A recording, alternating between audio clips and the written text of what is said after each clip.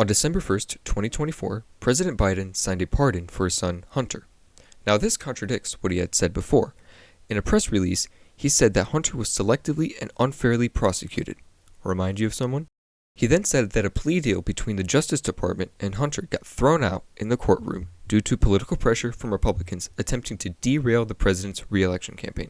These factors came to justify, in Biden's mind, a pardon for his son.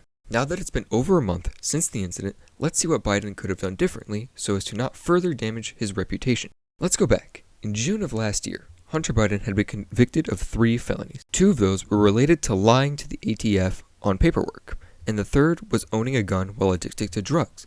Essentially, he bought a gun while addicted to drugs and lied to the government saying that he wasn't addicted to drugs. Now, he could have faced 25 years in prison. This is where Biden Sr. could have stepped in.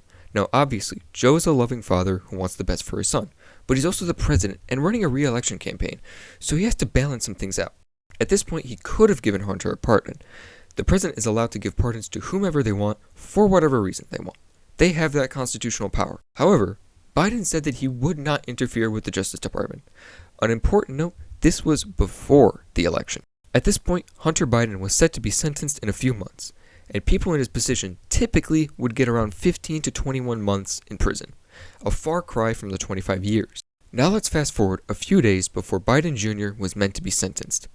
Biden Sr. pardons him. This was a terrible move. We never figured out what Hunter's sentence would have been, and it's not like he was running out of time as president. He still had 2 months. This means we'll never really know how much the Justice Department was being pressured from Republicans. Here's what Biden should have done. He should have waited for the sentence. If it was normal, 15 to 21 months, great. Biden gets to keep his original promise, and Hunter doesn't get too harsh of a punishment. If the sentence is higher than 2 years, Biden can claim Republican interference and commute his son's sentence.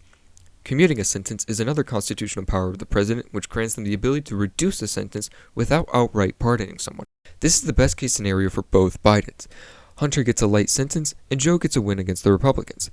But let's face it, by December, Joe had completely lost the presidency, the Democrats had lost all majorities in the federal government, and his reputation had already gone down the toilet. So what's one more scandal?